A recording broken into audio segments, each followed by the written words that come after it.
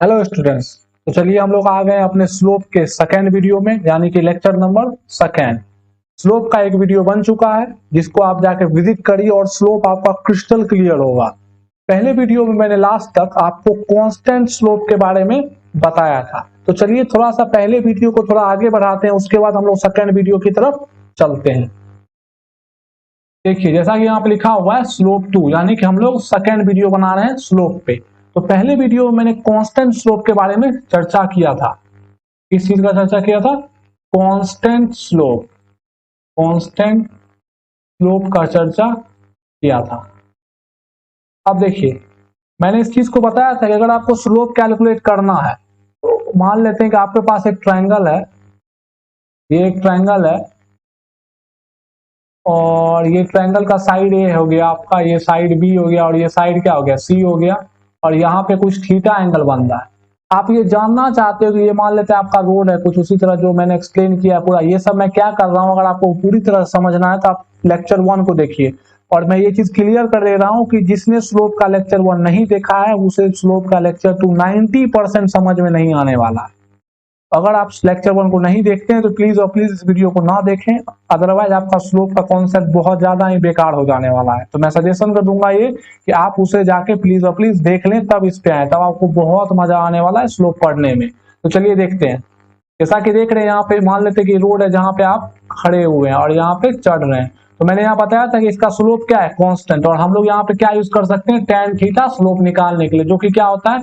Perpendicular upon base होता है। तो परपेंडिकुलर कितना होगा आपका यहाँ पे? BC अपॉन बेस क्या होगा आपका? AB। यानी कि हम लोग इसको ऐसे भी तो लिख सकते हैं, इसको तो लिख सकते हैं हम लोग ऐसे कि perpendicular distance, perpendicular distance.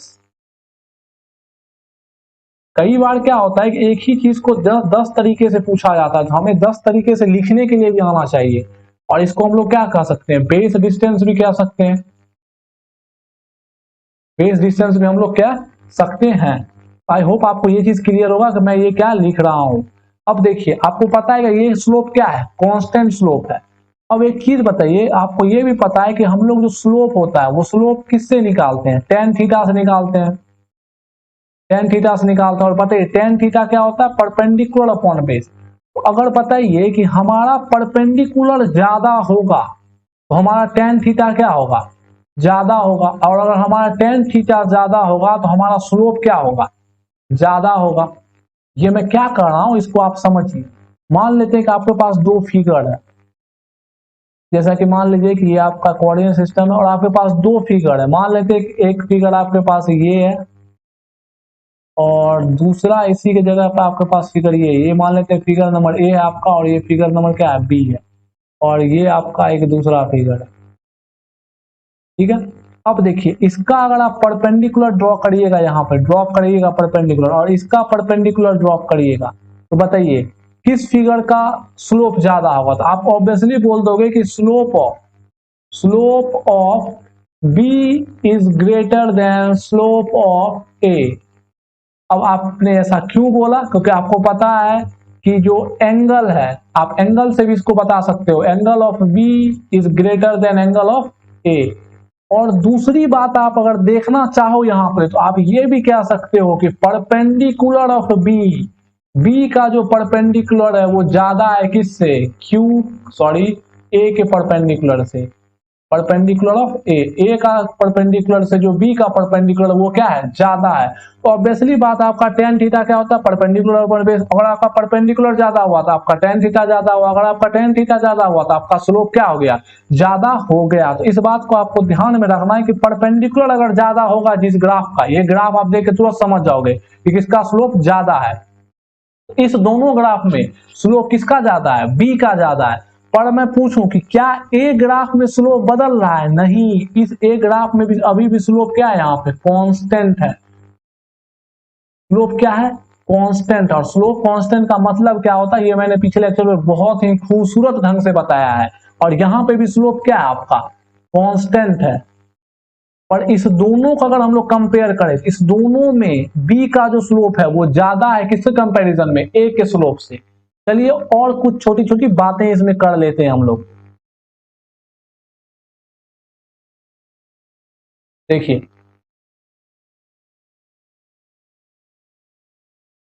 Slope constant कहने का क्या मतलब है, जो मैं जो बोल रहा हूं कि स्लोप कांस्टेंट है, एक और मीनिंग से समझते हैं। मैंने आपको बोला ना कि एक चीज को पूछने का 10 तरीका हो सकता है, तो हमें समझना भी 10 तरीके से होगा। अब एक चीज बताइए, मैं बोल रहा हूं इफ आई एम टेलिंग, अगर मैं कह रहा हूं कि slope is constant, telling that the slope is constant, the slope is constant,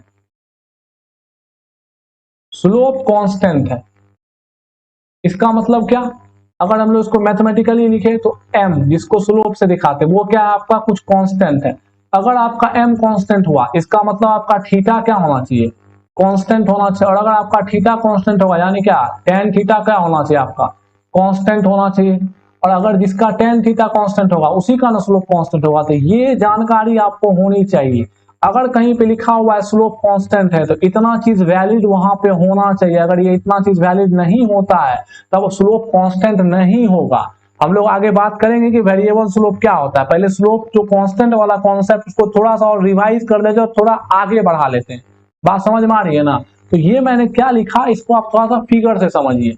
जैसा कि देखिए ये एक लाइन है, अब मैं कह रहा हूं कि ये लाइन जो एंगल बना रहा है वही इसके क्या किसको बताएगा, स्लोप के साथ बताएगा, स्लोप बताएगा। और एंगल किसके साथ बना रहा है, हॉरिजॉन्टल के साथ। तो ये हो गया थीटा। आप किसी भी पॉइंट पे देख लो ये एंगल क्या होगा, थीटा ही होगा। किसी भी पॉइंट पे देख लो ये एंगल क्या होगा, आपका थीटा ही होगा। और आपको मैंने ये भी बताया था कि ये रोड क्या है, आपका स्लोप कैसा स्लोप है, ये एक ढलान है जो कि कांस्टेंट ढलान है। ये कांस्टेंट को आप कैसे चेक कर सकते हो कि ये अगर थीटा उसका हर जगह पे कांस्टेंट है, अगर थीटा कांस्टेंट है तो tan थीटा कांस्टेंट होगा, और आपका tan थीटा कांस्टेंट है तो आपका स्लोप कांस्टेंट होगा। इसको उल्टा भी समझ सकते हो, स्लोप कांस्टेंट है तो tan थीटा कांस्टेंट होगा, यानी कि थीटा कांस्टेंट होगा। अगर आपके पास कुछ ऐसा फिगर आ जाता है तो बताइए क्या यहाँ थीटा कांस्टेंट है? नहीं, यहाँ पे थीटा बदल रहा है। अगर आप हॉरिजॉन्टल में यहाँ देखोगे तो कुछ और है, यहाँ देखोगे तो कुछ और है, यहाँ देखोगे तो कुछ और है, यहाँ देखोगे तो कुछ और है। हर जगह थीटा क्या हो रहा है, यहाँ थीटा वेरी कर रहा है, यहाँ पे थीटा वेरी कर रहा है। तो यहाँ पे स्लोप भी क्या करेगा, वेरी करेगा। स्लोप भी आपका क्या करेगा, वेरी करेगा। इस बात को आपको ध्यान रखना है। बात समझ में आ रही है ना? तो इस चीज को आप समझ चुके हैं कि कांस्टेंट स्लोप को कैसे हम लोग कैलकुलेट करते हैं। कांस्टेंट स्लोप का मतलब क्या होता है। कांस्टेंट स्लोप में भी दो केस आता था, एक अप और एक डाउन। हम लोगों ने दोनों के बारे में चर्चा कर लिया था।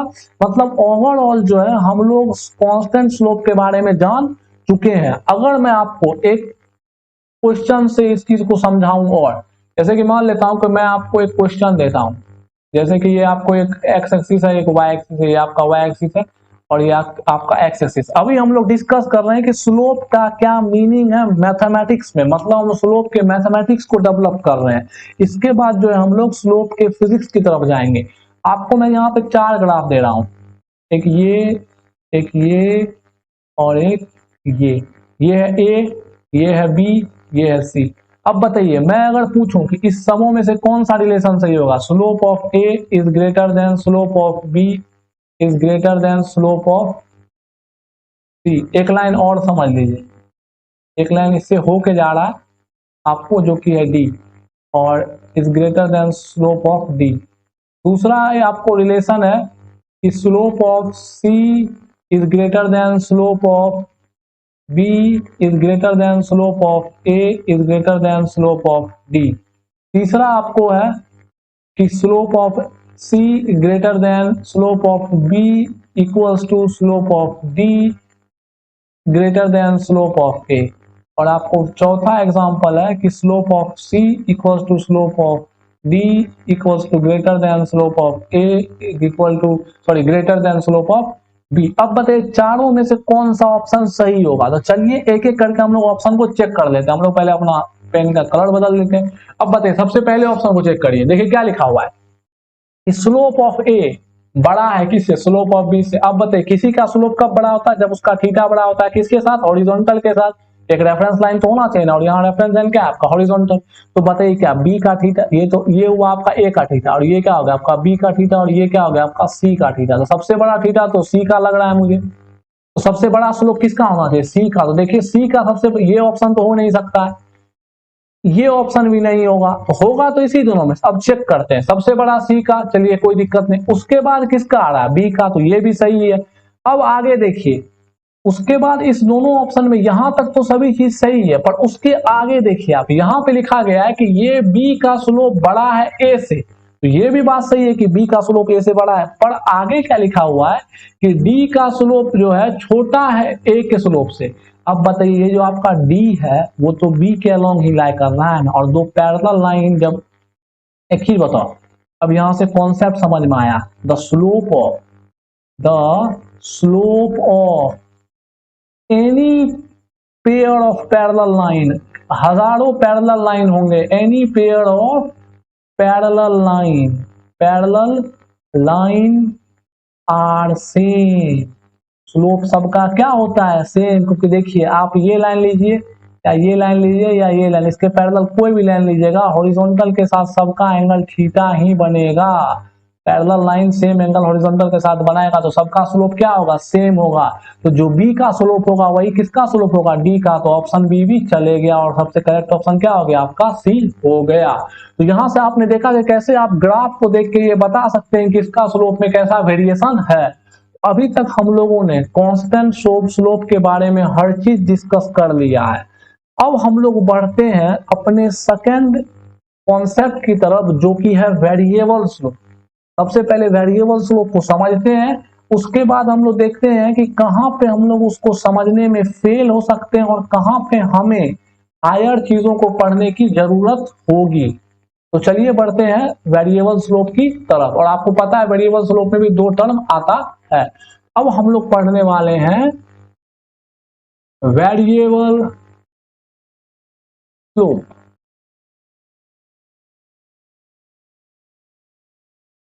अब एक चीज बताइए, सबसे पहले हम अपने लाइफ में जो सीखे हैं उसको लेकर आते हैं। सबसे पहले बताइए, क्योंकि लाइफ से ही मैथमेटिक्स आएगा। अब बताइए वेरिएबल स्लोप का मतलब क्या हो गया, आपका रास्ता कुछ इस तरह है। आपका रास्ता क्या है, कुछ इस तरह। अगर मैं यहां से परपेंडिकुलर गिराता भी हूं तो यहां पे क्या है, आपका रास्ता कुछ ओवर खावर है, यानी क्या है, रफ है। अब एक चीज बताइए, ये जो रफ रास्ता है, स्लोप तो इसी का हमको पता लगाना है, स्लोप तो इसी पार्ट का पता लगाना है आखिर हम लोगों को। अब एक चीज बताइए, इसको मैथमेटिक्स में कैसे देखा जाता है, जैसे कि, सॉरी एक चीज मैं बताना भूल गया, एक और वेरिएशन कांस्टेंट में आपको आपसे कोई पूछ सकता है, आपके पास आ सकता है, उसको भी देख लीजिए। मैं शॉर्ट में बताता हूं, ज्यादा कुछ बड़ा नहीं है। देखिए, मान लेते हैं कि आपको कोई बोल देगा एक स्ट्रेट लाइन, ठीक है, या तो स्ट्रेट लाइन छोड़ो, बोलेगा दो पॉइंट आपको दिया हुआ है, उस दोनों पॉइंट से पास करता हुआ एक स्ट्रेट लाइन, एक पॉइंट ये है, एक पॉइंट ये है।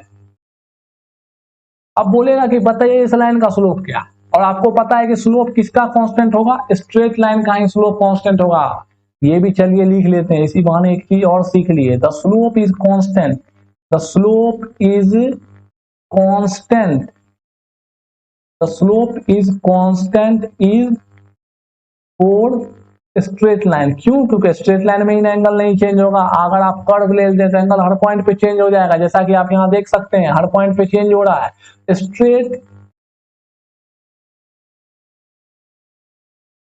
स्ट्रेट लाइन स्लोप किसके लिए कांस्टेंट होता है, स्ट्रेट लाइन के लिए स्लोप कांस्टेंट होता है, क्योंकि हर जगह एंगल क्या होता है, सेम।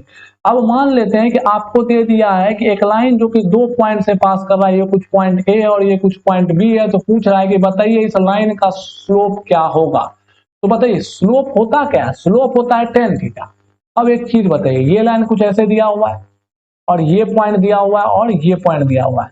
अब देखिए आप क्या करिए, इसको एक्सटेंड करिए और इसको भी एक्सटेंड करेंगे। अब एक चीज बताइए मेरे को, ये 1 2 है, ये 1 2 का क्या मतलब है, आप बात समझ पा रहे हैं, ये 1 2 है, इस 1 2 का क्या मतलब है, ये 1 2 है कि इसके कोऑर्डिनेट को दिखा रहा है। चलिए कोऑर्डिनेट को हम लोग शो कर देते हैं, मान लेते हैं कि हमारा पे यहाँ पे कोऑर्डिनेट एक्सिस है, तो 1 2 तो कोऑर्डिनेट को दिखाएगा। अब बताइए इसका कोऑर्डिनेट कितना दिया हुआ है, 1, 2, इसका कोऑर्डिनेट कितना दिया हुआ है, 2, 3। अब बताइए 1 का मतलब क्या होता है, मैं दूसरे कलर से यूज कर रहा हूं आपको ताकि अच्छे से समझ में आए। 1 का मतलब होता है कि ये पॉइंट ने एक्स एक्सिस पे कितना ट्रेवल किया। अब बताइए एक्स एक्सिस पे इतना ही ट्रेवल किया, ये आपका डिस्टेंस कितना दिया हुआ है, 1 दिया हुआ है। और बताइए 2 का मतलब क्या होगा, इसने वाई में कितना ट्रेवल किया, तो बताइए वाई में तो इतना ट्रेवल किया है। इसका वैल्यू क्या आपको 2 है। अब इस पॉइंट में भी सेम, ये x में कितना ट्रेवल किया है, इस पॉइंट x में पॉइंट ने ट्रेवल किया है 2, और y में कितना ट्रेवल किया है, इस पॉइंट में y में आपको ट्रेवल किया है 3। अब बताइए अगर इसका आपको स्लोप निकालना है लाइन का, यानी कि इसका आपको थीटा निकालना होगा। थीटा यानी क्या, आपको tan थीटा निकालना होगा, और tan थीटा आप जानते हो क्या होता है, परपेंडिकुलर अपॉन बेस होता है। तो परपेंडिकुलर यानी क्या, ये, और बेस यानी क्या, ये। मतलब आपको परपेंडिकुलर डिस्टेंस जानना है और बेस का डिस्टेंस जानना। अब बताइए अगर ये टोटल दूरी यहां से यहां तक का दूरी अगर 3 है, और अरे यहां तक का नहीं, सॉरी यहां तक का एक्सिस तो यहीं तक है ना हमारा, यहां तक का दूरी अगर 3 है और ये दूरी आपको 2 है, ये दूरी आपको 2 दिया हुआ है, तो बताइए 3 में से 2 गया तो ये दूरी कितना निकल जाएगा, आपको 1 निकल जाएगा, कोई दिक्कत नहीं।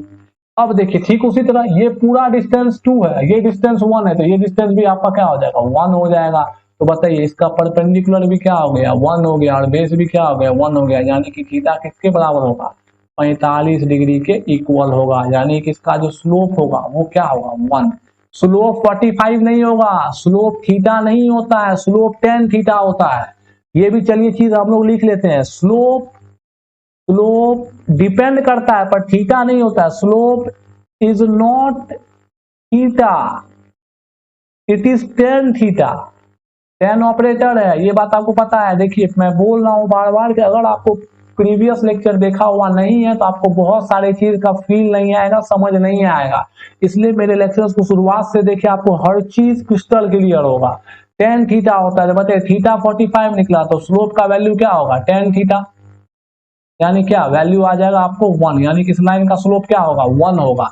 तो मेनली इतने ही कांस्टेंट में वेरिएशन होते हैं। तो आई होप आपको कांस्टेंट का सब कॉन्सेप्ट क्लियर हो गया होगा। अब चलिए हम लोग वेरिएबल पे चर्चा करते हैं फिर से। अब देखिए आपको पता है कि ये क्या है, वेरिएबल स्लोप है, यानी कि रफ रोड है। अगर मैं यहां पे लिखूं ये क्या है, रफ रोड है आपका, ये बेसिकली क्या है, रफ रोड है। अब रफ रोड तो मैथमेटिक्स में नहीं कहोगे, मैथमेटिक्स में तो आपको एक लैंग्वेज, एक खूबसूरत सा वर्ड यूज करना पड़ेगा मैथ्स के लिए। तो चलिए उस पर देखते हैं। तो जब आप इसको मैथ्स में कन्वर्ट करोगे, जब आप इसको मैथ्स में कन्वर्ट करोगे, तो अभी आप क्या पढ़ रहे थे, कांस्टेंट स्लोप में। अगर मैं पिछले बार से कंपेयर करूं, कांस्टेंट स्लोप में आपको हमेशा क्या मिलता था, आपको हमेशा मिलता था एक स्ट्रेट लाइन। कांस्टेंट स्लोप में हमेशा आपको क्या मिलता था, स्ट्रेट लाइन। क्यों, क्योंकि स्ट्रेट लाइन का ही क्या होता था, थीटा फिक्स होता था, एंगल थीटा क्या होता था, इसका फिक्स होता था, और स्लोप तभी ना जाके कांस्टेंट होगा। पर अब क्या होगा, अब क्या होगा, अब आपको क्या है, वेरिएबल स्लोप है, वेरिएबल स्लोप। तो बताइए अगर अब आपका वेरिएबल स्लोप आ चुका है तो बताइए क्या अब आपको स्ट्रेट लाइन मिलेगा, बिल्कुल नहीं। अब आपको स्ट्रेट लाइन नहीं मिलेगा, अब आपको क्या मिलेगा, अब आपको मिलेगा कर्व, जिसमें क्या होगा, थीटा फिक्स नहीं होगा। और आपको ये पता है थीटा हम लोग कहां से मेजर करते हैं, हॉरिजॉन्टल या फिर कोई एक रेफरेंस लाइन से मेजर करते हैं। और ये रेफरेंस लाइन यहाँ क्या है, हॉरिजॉन्टल है। तो यहाँ पे आपका थीटा क्या होगा, फिक्स नहीं होगा। मतलब अगर थीटा फिक्स नहीं होगा तो tan थीटा, अरे फिक्स नहीं होगा ना, tan थीटा भी क्या होगा, फिक्स नहीं होगा। बात समझ में आ रही है ना, तो tan थीटा भी यहाँ क्या होगा, फिक्स नहीं होगा। चलिए अब फिगर से देखते हैं कि इसका मीनिंग क्या है, इस चीज को समझने की कोशिश करते हैं। तो चलिए सबसे पहले हम लोग एक क्या कर लेते हैं कि एक रैंडम सा पाथ यानी कि कर्व ड्रॉ कर लेते हैं। मान लेते हैं कि ये कर्व कुछ इस प्रकार सा है। अब देखिए इस चीज को हम लोग ड्रॉ कर लेते हैं। अब आपको देखिए थोड़ा बारीकी से समझना होगा। सबसे पहले मैं आपको चीजों को एक्सप्लेन करता हूं, उसके बाद देखेंगे लिमिटेशन कहां है, जहां तक आप समझ सकते हैं। मैं एक चीज पहले आपको बोल देता हूं, आपके क्लास में इवन क्लास 10th के लेवल में, इवन थोड़ा थोड़ा क्लास 11 के स्टार्टिंग, क्लास 11 से आ जाता है एक चीज, पर क्लास 10 तक के लेवल में आपको कांस्टेंट स्लोप ही देखने के लिए मिलेगा, वेरिएबल स्लोप नहीं मिलेगा। अब आपका सवाल हुआ कि सर हम लोग कहां फंस जाते हैं जिस वजह से हम लोग वेरिएबल स्लोप को सॉल्व नहीं कर पाते हैं। ये जानना आपके लिए इंपॉर्टेंट है, मतलब आपको आपका लिमिटेशन पता होना चाहिए। तो चलिए देखते हैं लिमिटेशन। हम लोग अब क्या देते हैं, लिमिटेशन कैसे देखेंगे, तो चलिए देखते हैं आखिर दिक्कत कहाँ आ रही है। ये मान लेते हैं हमारे पास ये क्या है, कर्व है। अब अगर हमारे पास ये कर्व है तो कर्व का क्या है कि मैंने ये बोला कि कर्व का देखिए आप हर जगह एंगल चेंज हो रहा है। अब सबसे पहली बात, ये तो कोई एक स्ट्रेट लाइन नहीं है, तो एंगल तो फॉर्म होगा स्ट्रेट लाइन में। कभी आपने देखा है कि कर्व और एंगल, एक कर्व और एक स्ट्रेट लाइन में एंगल फॉर्म हुआ है? मतलब कभी आपने ऐसा देखा है क्या, एक कर्व ऐसे है और एक स्ट्रेट लाइन ऐसे है, इसके बीच में आप एंगल फॉर्म कर दीजिएगा? बिल्कुल नहीं, ये मिसकंसेप्शन है आपका। मतलब मैं क्या बोल रहा हूं कि an angle is never formed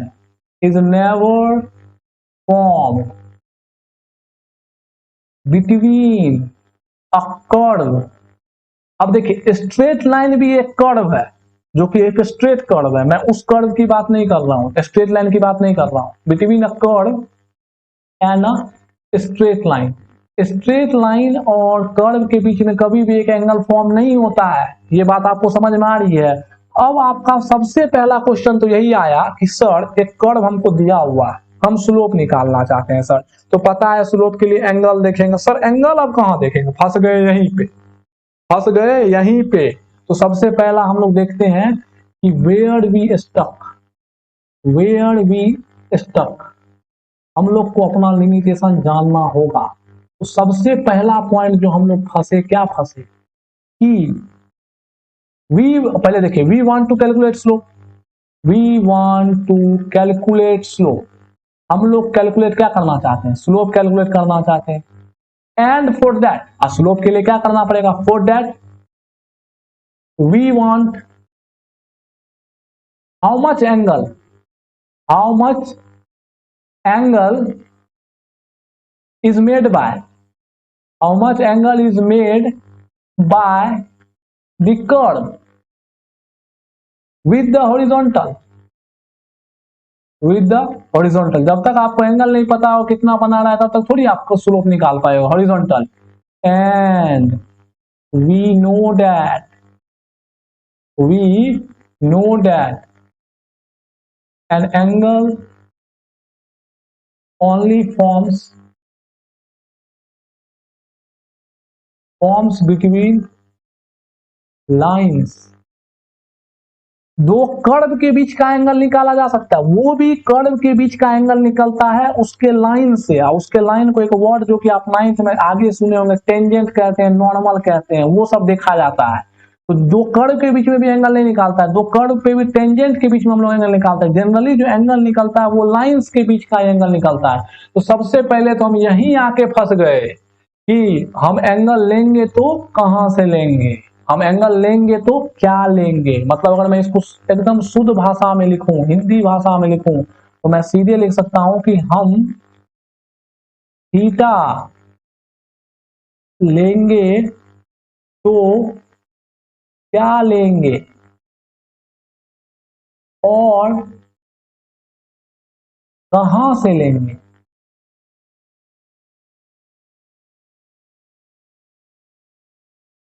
बात समझ में आ रही है ना? तो सबसे पहला प्रॉब्लम यहीं आके फंस गया। अब चलिए इस प्रॉब्लम को थोड़ा सा समझते हैं, चीजों को बारीकी से देखते हैं, ज्योमेट्रिकल फिगर में। चलिए देखते हैं इस चीजों को। अब देखिए, एक चीज में दूसरा कलर का यूज करता हूं। अब यहाँ पे देखिए, मान लेते हैं कि हमें जो है स्लोप निकालना है कुछ इस पॉइंट पे, जैसे कि हम लोग स्ट्रेट लाइन में, ऐसे स्ट्रेट लाइन होता था, कुछ इस पॉइंट पे स्लोप निकालना होता था, ए पॉइंट पे कुछ। तो हम लोग क्या करते थे, वहां पे एक हॉरिजॉन्टल ड्रॉ करते थे और वहां से उस एंगल देख लेते थे और उस पॉइंट का हम लोग क्या बताते थे, स्लोप बता देते थे कि इस पॉइंट पे इसका स्लोप क्या। अब अलग बात है कि यहाँ पे हर पॉइंट पे स्लोप क्या है, सेम है। हर पॉइंट पे स्लोप क्या है आपका, कांस्टेंट है। हर पॉइंट पे यहाँ स्लोप क्या है, कांस्टेंट। पर ये तो हर जगह सही नहीं होगा, हर जगह तो स्लोप बदलेगा। मेन बात तो ये है यहाँ इंपॉर्टेंट चीज आपको। और दूसरा बात, ये भी बात आपको पता है कि स्लोप जो निकलता है हर पॉइंट पे निकलता है। क्यों, स्ट्रेट लाइन में तो सब कुछ, सब जगह पॉइंट सेम है, सेम स्लोप है, पर कर्व में तो पॉइंट पॉइंट पे स्लोप बदल रहा है ना। तो इसका मतलब एक और चीज हम लोगों को पता चला कि we find the slope of any curve, चाहे whether it is a straight line or a curve, at each points, eight a given point, एक दिए गए पॉइंट पे हम स्लोप निकालते हैं, कहीं भी स्लोप नहीं निकल जाता है, जिस तरह एंगल कहीं से नहीं लिया जाता, एक रेफरेंस लाइन से लिया जाता है, तो हम लोग जो है स्लोप उसी तरह गिवन लाइन गिवन पॉइंट के अबाउट निकालते हैं, गिवन पॉइंट पे निकालते हैं। अब देखिए स्ट्रेट लाइन में मैंने ये बात आपको नहीं बताया क्योंकि वहां पे आपको ये बात फील ही नहीं होता। क्योंकि क्यों नहीं फील होता सर? क्योंकि स्ट्रेट लाइन में हर पॉइंट का स्लोप ही सेम है। तो बोलोगे यार इसका लो कि उसका लो, बात क्या है? बराबर। पर कर्व में ये बात नहीं होता है। एक बात हमको ध्यान में रखना पड़ेगा, स्लोप को लेके क्या ध्यान में रखना पड़ेगा कि वी फाइंड स्ट्रेट लाइन में भी हम लोग ये चीज करते हैं पर वो दिखता नहीं है, पर कर्व में तुरंत दिख जाता है। We find slope of any curve यानी क्या, स्ट्रेट लाइन भी उसमें आ गया, any curve at a given point, हमेशा एक गिवन पॉइंट पे निकालते हैं, कहीं भी नहीं स्लोप निकाल लेते हैं। बात समझ में आ रही है ना? ये बात कहां से पता चला हम लोग को? कर्व से पता चला। अब चलिए कर्व पे देखते हैं। स्लोप का मतलब है थीटा। सबसे पहला प्रॉब्लम आया थीटा को कैलकुलेट नहीं कर पा रहे, तो चलिए स्लोप का एक और मीनिंग होता है टेन थीटा। टेन थीटा का मतलब क्या होता है? परपेंडिकुलर और बेस के बीच का रिलेशन। चलिए कर्व बहुत ज्यादा बड़ा है, पहले इस कर्व को छोटा कर लेते हैं ताकि थोड़ा सा स्पेस भी हम लोगों को मिल जाए। अरे यार तो पूरा मिल जाएगा। चलिए अगले स्लाइड में देखते हैं, यहाँ पर से भी अब जगह नहीं बचा है। अगले स्लाइड पर हम लोग देखते हैं बातों को। चलिए देखते हैं, बारीकी से समझते हैं। मान लेते हैं कि आपके पास एक कर्व है, सिंपल कर्व लेते हैं क्योंकि हम लोग को पहले समझना है चीजों को। और मान लेते हैं कि ये हमारा एक एक्स एक्सिस है और ये वाई एक्सिस है। ये आपका एक्स एक्सिस हो गया, ये आपका वाई एक्सिस हो गया, तो ये क्या हो गया? एक एक्स वाई प्लेन हो गया, और ये एक्स वाई प्लेन में क्या है? कर्व है। चलिए अब देखते हैं चीजों को ढंग से।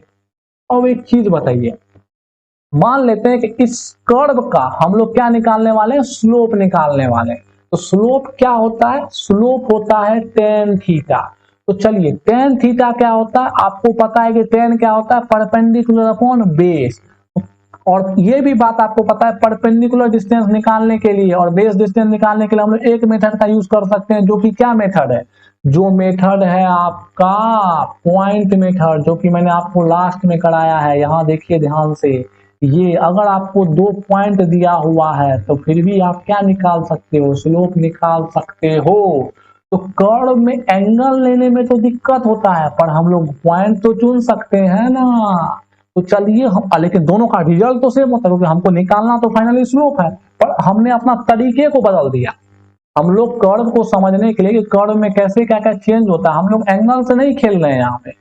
हम लोग यहाँ अपने तरीके को बदल रहे हैं। हम लोग क्या कर रहे हैं कि 2 पॉइंट चुन लेते हैं और वहां से ट्रायंगल बना लेते हैं और उस ट्रायंगल में थीटा निकाल लेते हैं। टेन थीटा निकल गया, तब पता चल जाएगा हमको स्लोप क्या है।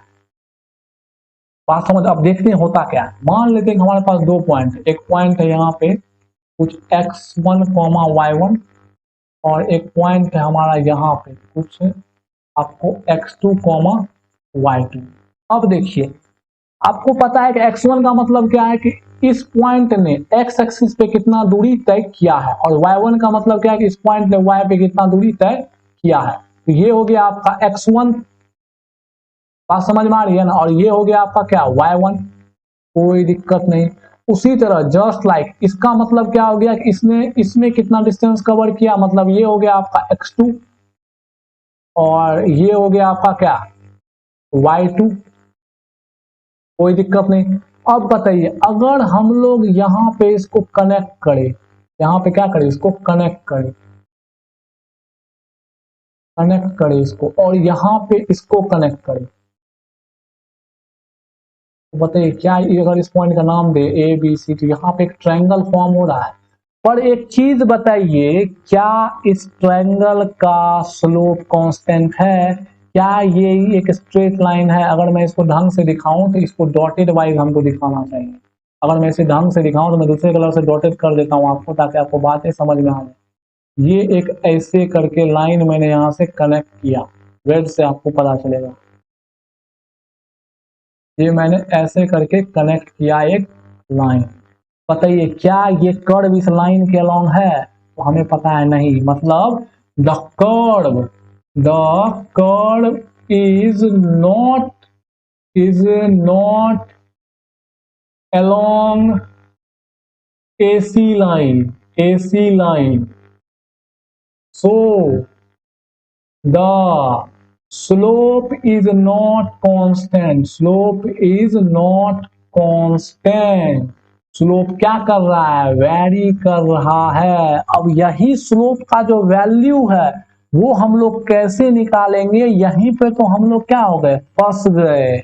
अब बताइए, डायरेक्ट तो आप ये नहीं बोल सकते हो ये एंगल थीटा है लगा दो tan थीटा निकाल लो। अरे गजब है भाई, स्लोप कर्व यहाँ पे और आप एंगल वहां ले रहे हो। एंगल तो यहाँ पे कभी होगा। अगर मैं इस पार्ट को थोड़ा जूम करके बनाऊं तो देखिए यहाँ पे ध्यान से, ये पार्ट कुछ ऐसा है।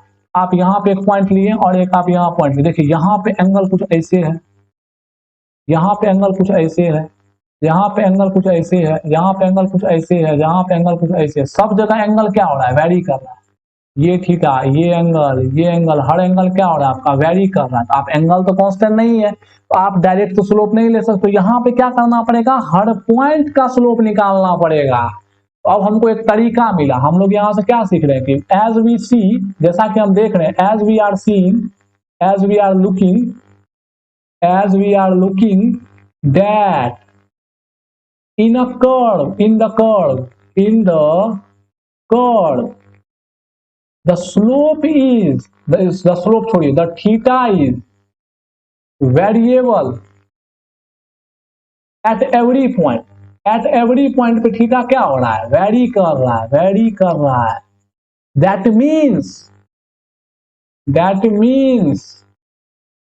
we need to calculate the slope, यानी क्या? Theta, the slope at every point. मतलब हमको एक तरीका तो मिला। सबसे पहले तो हम लोग प्रॉब्लम देखें। प्रॉब्लम ये हुआ कि हमको एंगल ही नहीं पता चल रहा, हर पॉइंट का एंगल बदल रहा है। हम लोग क्या कि जब हर पॉइंट का एंगल बदल रहा है तो यानी कि हर पॉइंट का स्लोप बदल रहा है। अगर हर पॉइंट का स्लोप बदल रहा है तो हमको हर पॉइंट का स्लोप निकालना पड़ेगा एट एवरी पॉइंट। एंड अब देखिए, and this is impossible, this is impossible. मतलब क्या यार, एक कर्व में करोड़ों अरबों खरबों इनफाइनाइट नंबर ऑफ पॉइंट्स होते हैं, क्या आप हर पॉइंट का निकालिएगा? This is impossible, this is impossible. अब देखिए हम लोग यहां आके फंस गए। हम लोग फंस गए। आपको ये समझना पड़ेगा कि हम लोग एक्चुअली फंसे कहां। हम लोग के पास अब कोई ऐसा मैथमेटिक्स ही नहीं है, क्योंकि हम लोग जान रहे थे, हम लोग स्लोप को tan थीटा से डिफाइन करते हैं और tan थीटा थीटा कांस्टेंट होता है यहाँ पे। पर अब हम लोग के पास कोई ऐसा मैथमेटिक्स ही नहीं जो कर्व के हर पॉइंट पे निकाले, और हर पॉइंट पे स्लोप निकालना दैट्स इम्पॉसिबल। आप ही सोचिए, करोड़ों इनफाइनाइट पॉइंट होता है, कितना पॉइंट पे निकालिएगा? तो हम लोग आके यहाँ पे फंस गए। आई होप आपको ये पता चल गया होगा कि हम लोग एक्चुअली में वेरिएबल स्लोप में आके फंसते कहां पे हैं। तो अब क्या बात आई कि अब आप जान रहे हो कि अगर हम लोग फंसे हैं तो हमको तो निकलना है, सॉल्यूशन तो ढूंढना है। तो सॉल्यूशन ढूंढने के लिए क्या करना पड़ेगा? हम लोगों को अपने स्लोप को कैलकुलेट करने के तरीके में चेंजिंग लाना पड़ेगा। बात समझ रहे हैं? अब आपका सवाल आएगा, सर कैलकुलेट करने के तरीके को बदल देंगे तो स्लोप का कॉन्सेप्ट जो इतना दिन से सीखे वो सब बदल जाएगा? नहीं रे बाबा, नहीं बदलेगा। एक चीज बताइए कि अगर आपका कर्व अपने अंदर एक स्ट्रेट लाइन छुपा के रखा है तो जब कर्व का जो आप तरीका ढूंढिएगा वो लौट के तो आना चाहिए वही तरीके पे ना, अदरवाइज तो आपका जो ढूंढा हुआ तरीका है वो तो गलत ही हो जाएगा ना। मैं क्या कह रहा हूं, आप किसी थ्योरी को चेक कैसे करते हैं? जैसे कि मान लेते हैं कि आइंस्टाइन सर ने जनरल थ्योरी ऑफ रिलेटिविटी दिया। अब आपको पता है कि न्यूटन का थ्योरी से पहले से ग्रेविटी का, तो जब आइंस्टाइन सर ने थ्योरी दिया और हम लोग जानते हैं कि न्यूटन के थ्योरी के अकॉर्डिंग हम लोग अर्थ का, मून का, ये सब का ऑर्बिट का प्रिडिक्शन करते हैं। तो जब आप या हम कोई थ्योरी देंगे तो जो पहले से उस चीज पे थ्योरी दिया हुआ है और कुछ जो मेजरमेंट आपको पता है वहां पे आप चेक करोगे ना अपने थ्योरी को कि मेरा थ्योरी और न्यूटन सर का थ्योरी वैलिड हो रहा है कि नहीं। क्योंकि अर्थ के मोशन को तो सही से बताता है न्यूटन का थ्योरी, मून के भी मोशन को सही से बताता है न्यूटन का थ्योरी। तो अल्बर्ट आइंस्टाइन सर जब थ्योरी देंगे तो वो क्या करेंगे, अपने थ्योरी को उन सब जगहों पे चेक करेंगे जहां पे हम लोगों को रिजल्ट पता है, और अगर उन सब जगहों पे मेरा थ्योरी काम करेगा तब हम थ्योरी को आगे बढ़ा सकते हैं। कि चलो भाई मेरा थ्योरी सही हो सकता है, और तब क्या किया जाता है कि नए थ्योरी को एक्सपेरिमेंटली वेरीफाई किया जाता है और फिर उनको पब्लिश किया जाता है। तो उसी प्रकार यहाँ पे अब हम लोग आके फंस चुके हैं, तो हम लोग एक मैथमेटिकल रूल नया बनाए, नया तरीका ढूंढ रहे, और वो नया तरीका वापस जब स्ट्रेट लाइन आएगा तो वो तरीका रिड्यूस होके कहाँ आ जाना चाहिए, हमारे पुराने तरीके पे आ जाना चाहिए। मतलब मैं क्या बोल रहा हूं, मैं ये बोल रहा हूं as we stuck here, as we stuck here, हम लोग यहाँ स्टक हो चुके हैं। So we are looking for, so हम लोग देख रहे हैं, so we are looking for a different method, looking for a different method, different method to calculate the slope of the curve, curve के स्लोप को कैलकुलेट करने का एक डिफरेंट मेथड ढूंढ रहे हैं। And we also know that, we also know that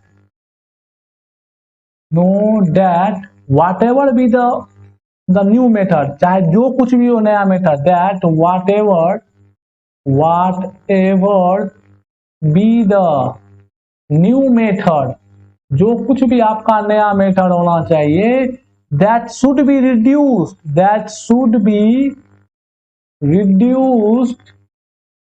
to the old method, जो किस पे रिड्यूस होकर आना चाहिए, ओल्ड मेथड, तभी जो आपका नया मेथड है वो मेथड सही होगा। क्योंकि पुराना मेथड तो हर जगह काम कर रहा है, पर वो काम कर रहा है कांस्टेंट के लिए। तो आपका कर्व में भी जब स्ट्रेट लाइन का बात आएगा तो वहां पे ये चीज वैलिड होना चाहिए, मतलब ये रूल वहां भी लागू होना चाहिए, तभी ये रूल आपका माना जाएगा। तो यहां तक आप लोग को ये पता चल चुका है कि आखिर आपके सिलेबस तक, यानी क्लास 9 10 तक का मैथमेटिक्स में लिमिटेशन आ चुका है। अब हमको एक नया तरीका चाहिए, एक नया मैथ का रूल चाहिए जिसकी मदद से हम कर्व का स्लोप डिफाइन कर सके। बात समझ में आ रही है ना? तो आपको अपना लिमिटेशन पता चल गया है कि आखिर आपका लिमिटेशन क्या है। अब चलिए बस हम लोग ये देख लेते हैं कि आखिर इस लिमिटेशन को सॉल्व कैसे किया जाएगा। उसके बाद आपको इसका यूज नहीं लेना है, यूज तो आपको हायर क्लास में लेना है, बस आप ये जान लीजिए कि इसको सॉल्व कैसे किया जाएगा, और वो भी आपको पूरी तरह से समझ में आएगा। कुछ ऐसे देखिए, मान लेते हैं आपके पास एक कर्व है, जैसे मान लीजिए कर्व है आपके पास। अब एक चीज मुझे बताइए, एकदम ध्यान से बोलिए। अगर मैं बोलूं चलिए ये पॉइंट लेते हैं और ये पॉइंट लेते हैं, ए पॉइंट और बी पॉइंट। अब बताइए, अभी ए पॉइंट बी पॉइंट बहुत दूर है, कोई दिक्कत नहीं। अब बताइए जैसे हम ए पॉइंट को नजदीक करते जाते हैं, देखिए थोड़ा सा नजदीक हुआ और नजदीक करें, थोड़ा सा नजदीक हुआ, एक समय तो इतना नजदीक हो जाएगा ना, दोनों कुछ ऐसा होगा, दोनों सीन प्रतीत होगा ऐसा कि दोनों एक ही पॉइंट है। तब बताइए ये जो लाइन है ए बी, वो लाइन क्या बन जाएगा, इस कर्व पे एक टेंजेंट बन जाएगा। वो लाइन क्या बन जाएगा, इस कर्व पे एक टेंजेंट बन जाएगा। आपको पता है ना, किसी कर्व पे एक पॉइंट को छूता हुआ जो लाइन पास करता है उसको हम लोग क्या कहते हैं, टेंजेंट। लाइन पढ़े होंगे 9th में, 10th वाले तो पढ़े होंगे। Line passing from a curve by touching it at any single point is called as tangent. आप सर्किल में पढ़े होंगे टेंजेंट वर्ड का नाम, तो सर्किल भी तो एक कर्व ही है ना। जैसे कि मान लीजिए आपका ये सर्किल है, चलिए जो आप देखें उसी को करते हैं। मान लीजिए इस पॉइंट पे कर्व टच, एक लाइन टच करके निकला, तो ये लाइन क्या होगा आपका, टेंजेंट होगा, टेंजेंट होगा। तो सर्किल ही सिर्फ फिक्स थोड़ी, आपका कर्व कैसा भी हो, किसी पॉइंट पर आपको निकालना है तो आप क्या करिए, टेंजेंट ड्रॉ करिए। यहाँ पे क्या होगा, टेंजेंट, यहाँ पे ये क्या हो गया आपका, टेंजेंट हो गया। बात समझ में आ रही है? ये सब आपका क्या है, कर्व पे किसी पॉइंट को जो छू के पास करते हुए देखा होगा वो उस पॉइंट पे क्या होगा, टेंजेंट होगा। Tangent called as tangent at that point, उस पॉइंट पे ना। अब आप इस पॉइंट पे टेंजेंट ड्रॉ कर पूछ रहे हो इसका, तो ये तो बकलोली है ना।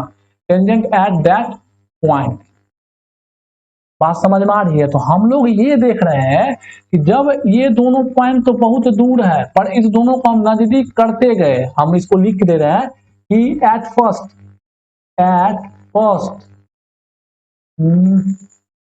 ए B line has same length, मतलब क्या, दोनों दूर है, same length, but as we proceed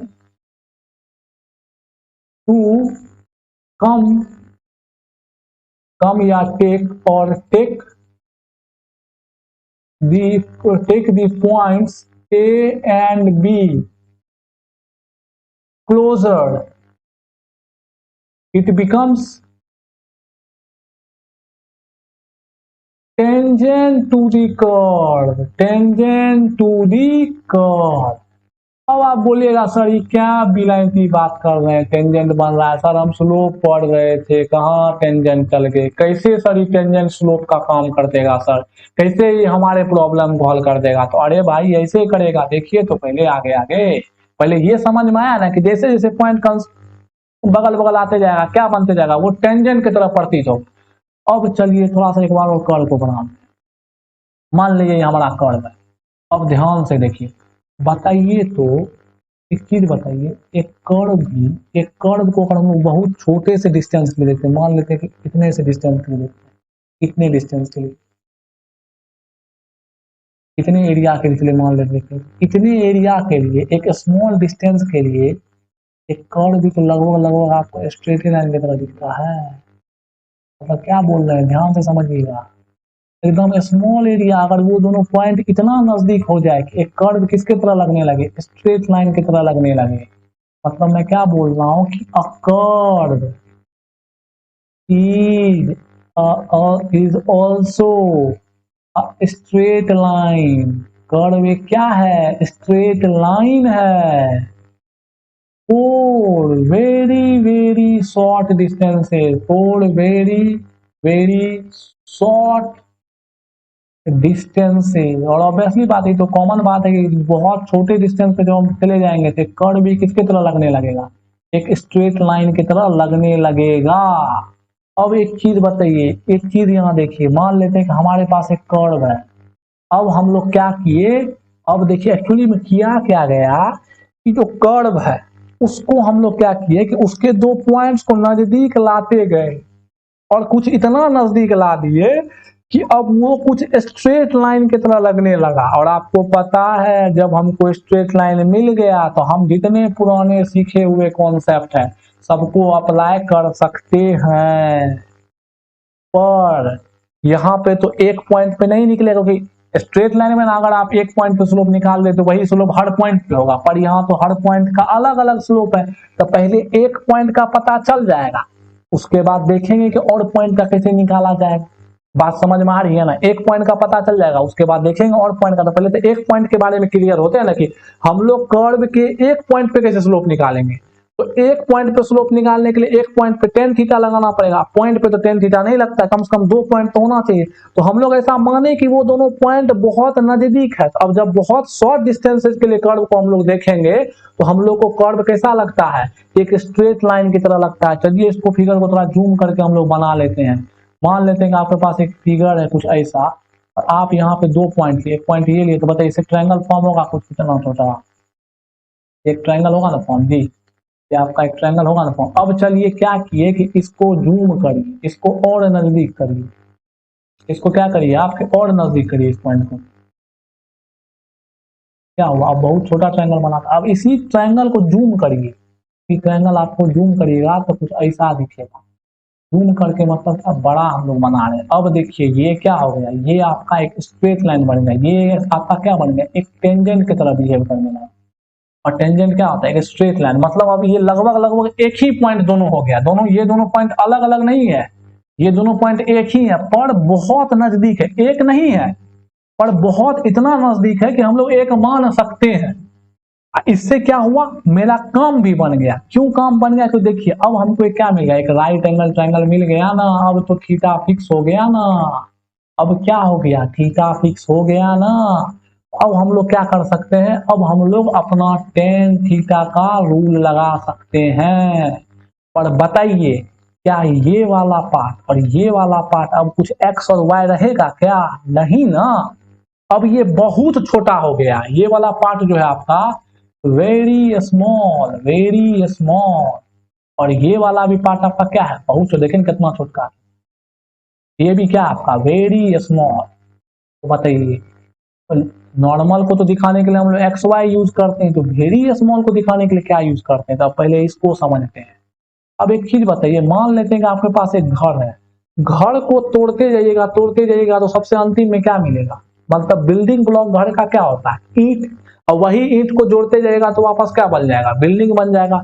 उसी तरह अगर आप किसी चीज को तोड़ते जाइएगा तो जो सबसे फंडामेंटल चीज उसका बचता है, अब इलेक्ट्रॉन प्रोटॉन नहीं बोल दीजिएगा, वो दूसरा चीज होता है। जैसे ईंट मिला, उसी तरह अगर आप किसी चीज को तोड़ते जाइएगा तो जो सबसे छोटा चीज उसको मिलता है, उसको हम लोग मैथ्स में या फिजिक्स में एक चीज डिफाइन किए हैं, उसको हम लोग बोलते हैं उसका dx।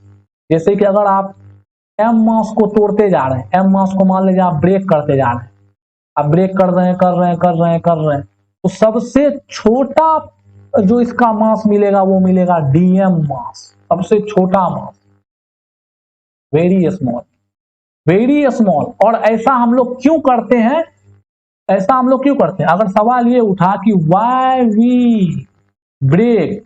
वी ब्रेक, छोटा में क्यों तोड़ते हैं, या ब्रेक क्यों करते हैं, या फिर why we get the point closer, आखिर हम लोग पॉइंट को क्लोजर क्यों लाते हैं? सवाल ये भी उठता है कि भाई हम लोग चलिए एक रूल बनाए, लेकिन यही रूल क्यों बनाए? अब एक चीज बताइए, पॉइंट को हम लोग क्लोजर या फिर इसको ब्रेक इसलिए करते हैं क्योंकि हमको पता है कि एक कर्व में हर पॉइंट पे स्लोप या थीटा चेंज होता है। और अगर हम लोग पॉइंट क्लोज कर लेते हैं और वो जो छोटा सा पार्ट होता है, उस छोटे से पार्ट में आपका थीटा या हर चीज क्या हो जाता है, कांस्टेंट हो जाता है। और आप कांस्टेंट का रूल बहुत अच्छे से जानते हैं, ये वाला, और आप उसको आसानी से लगा सकते हैं। मतलब ये हम लोग इसलिए करते हैं कि सो दैट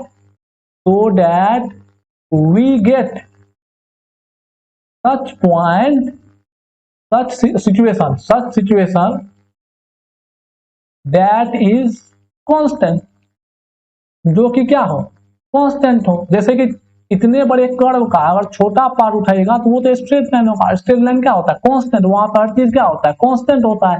इसलिए हम चीजों को, एक कर्व को जो कि वेरिएबल होता है, उसको हम लोग तोड़ के छोटे से पार्ट को कंसीडर करते हैं, और उस छोटे से पार्ट में वो चीज क्या होता है, कांस्टेंट। और कांस्टेंट का रूल हम बहुत अच्छे से जानते हैं, तो कांस्टेंट का रूल लगा देते हैं और हम लोग आंसर निकाल लेते हैं उस पॉइंट पे। और ये जो कॉन्सेप्ट है ना कि कर्व को कैसे तोड़ा जाता है, अब बताइए, एक वर्ड मैं आपको इंट्रोड्यूस कर रहा हूं। बहुत लोग, अगर मेरे टीचर्स यहाँ पे लेक्चर देख रहे होंगे तो वो बोलेंगे कि यार ये 9th में क्या क्या पढ़ा रहा है, कुछ नहीं है। मैंने फिर आपको मैं बोल रहा हूँ वही बात। अगर आपके पास एक फिगर दिया हुआ है और अगर कोई बोला गया कि इस फिगर के बारे में 5 पॉइंट लिखे, जैसे कि बचपन में आप करते थे ग्रामर के बुक में, तो अब एक बंदा उस पर 2 पॉइंट लिखता है और एक बंदा उसी जगह उस पर 5 पॉइंट लिखता है। तो जो बंदा 2 पॉइंट लिखता है आप उसको सिंपल बोलते हो, और जो बंदा 5 पॉइंट लिखता है आप उसको टफ बोलते हो। ये तो आपकी मूर्खता है। इवन जो बंदा 5 पॉइंट लिखता है उस कर्व के, सॉरी, उस फिगर के बारे में, वो ज्यादा बेहतरीन और बारीकी से उस चीज को समझ रहा है। बात समझ में आ रही है ना? तो यहाँ पे एक चीज बताइए, अभी जिस तरह मैंने स्लोप को पहले लिटरली समझाया, उसी तरह आप यहाँ भी समझिए।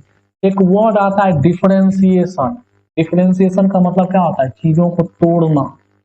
जैसे कि आप एक घर को डिफरेंशिएट कर दीजिएगा तो आपको क्या मिलेगा, ईंट मिलेगा, नहीं तो बालू मिलेगा। और उसी बालू को जोड़ जोड़ के आपको ईंट बनेगा, उसी ईंट से क्या बन जाएगा, उसको घर बना सकते हैं आप।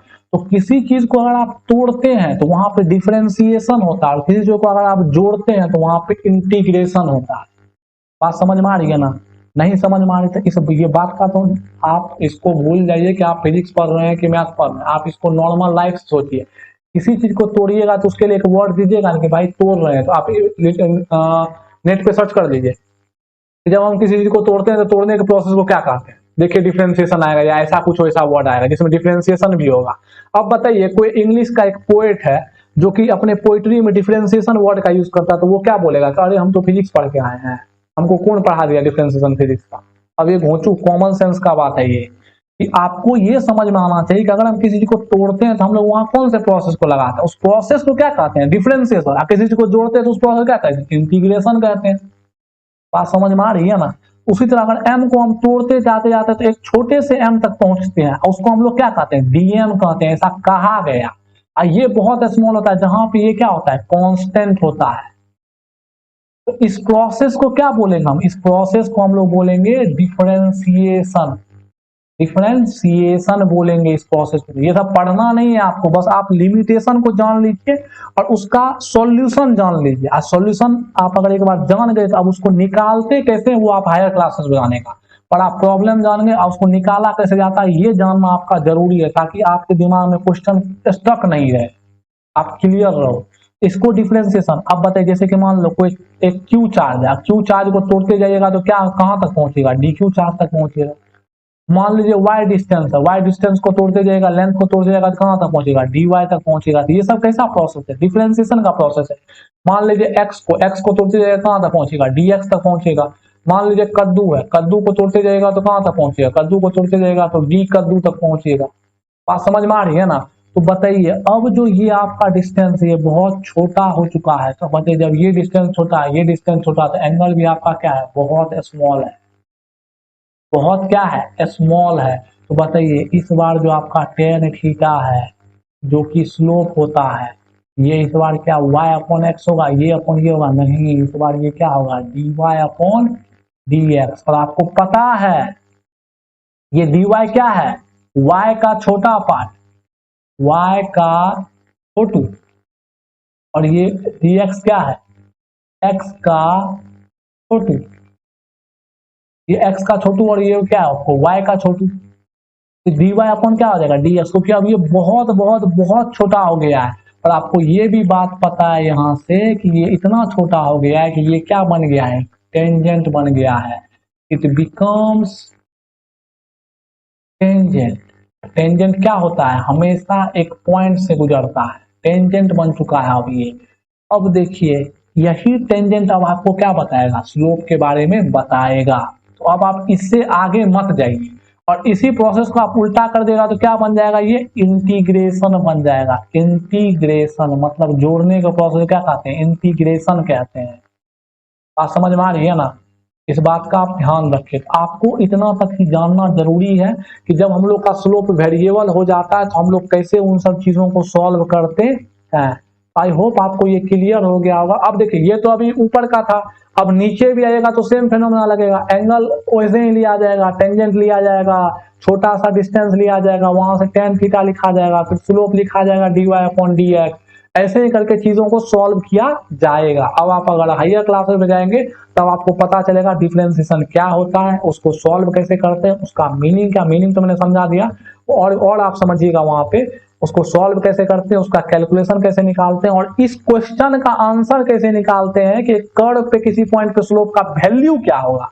तरीका तो हम जान गए, पर हमको एग्जैक्ट वैल्यू चाहिए, तो वैल्यू आप निकालना सीखिए अपने हायर क्लासेस में। तो आपको आई होप यहां तक पता चल गया होगा कि मैथमेटिक्स कैसे डेवलप होता है स्लोप का, चाहे वो स्लोप कांस्टेंट हो या स्लोप आपका वेरिएबल हो।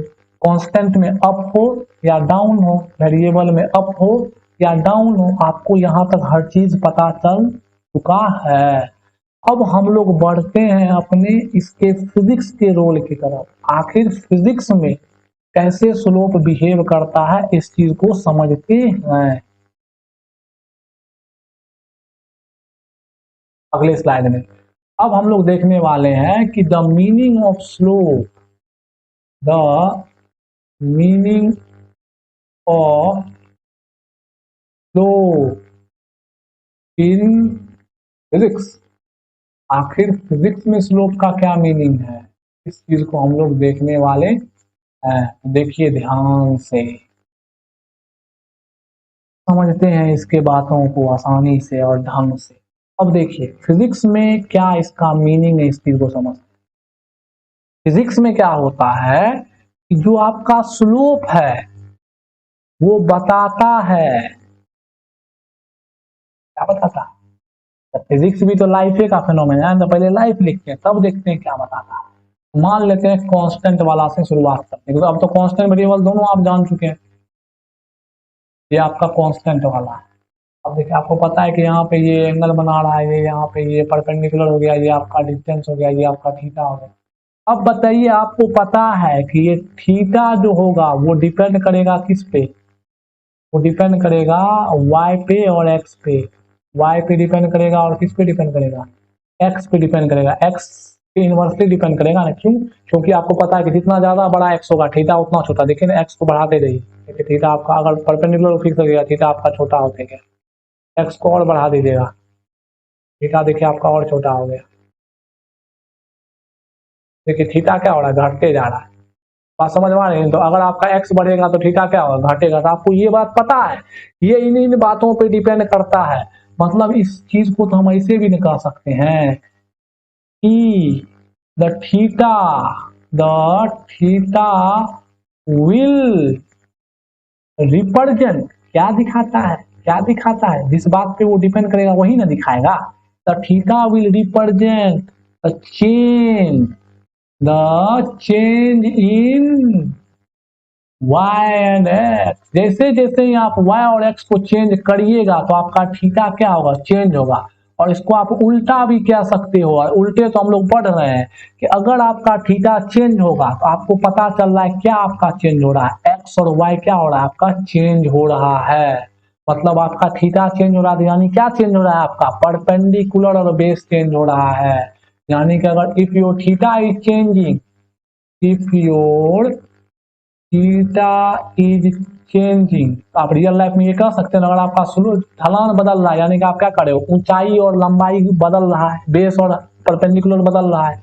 If your theta is changing then your perpendicular perpendicular and base changes. Base आपका क्या हो रहा है? चेंज हो रहा है। अब आपको इसका लाइफ में मीनिंग आ गया समझ में। हम लोग चलते हैं फिजिक्स में। अब देखिए फिजिक्स में इसी लाइन को कहा जाता है, अब पता है आपको, life is all about physics. Math में हम लोग नया टर्म एक सिंबल को इंट्रोड्यूस करते हैं। फिजिक्स तो जो लाइफ है उसी को लिख दीजिएगा तो ही फिजिक्स है। बस एक टेक्निकल वर्ड आपके पास होना चाहिए। फिजिक्स का एक लैंग्वेज होना चाहिए, एक अच्छा खूबसूरत वर्ड होना चाहिए। आप सिंपली तो नहीं लिख दीजिएगा कुछ भी। तो इसलिए स्लोप को क्या लिखा जाता है? स्लोप रिप्रेजेंट्स, स्लोप यानी क्या? Theta. Slope represents the change of one variable.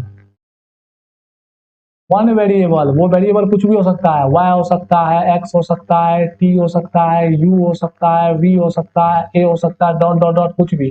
One variable with respect to, with respect to बहुत इंपॉर्टेंट है, with respect to other variable, other variable. अब बताइए अदर वेरिएबल तो अलग हुआ ना, अदर वेरिएबल है जेड ले लीजिए, एफ ले लीजिए, Y Z X X dash ले लीजिए, dot dot dot. Other variable मतलब जो रेट, रेट नहीं फिजिक्स में रेट का मीनिंग अलग होता है। अगर आप कहते हो रेट ऑफ चेंज मतलब टाइम के रिस्पेक्ट में वो बदल रहा है। यहाँ पे जरूरी नहीं कि हर बार टाइम के रिस्पेक्ट में ही बदलेगा, कुछ भी हो सकता है, किसी के रिस्पेक्ट में बदल सकता है। तो स्लोप जो है आपका फिजिक्स में वो दिखाएगा चेंज ऑफ वन वेरिएबल, मतलब आपका एक वेरिएबल दूसरे के साथ कैसे चेंज हो रहा है, वही क्या आपको रिप्रेजेंट करेगा? स्लोप रिप्रेजेंट करेगा। बात समझ में आ रही है? नहीं समझ में आ रही है मुझे पता। चलिए देखते हैं इस चीज को थोड़ा फिगर से। अब आइए एग्जाम्पल में मैं क्या बोल रहा हूँ।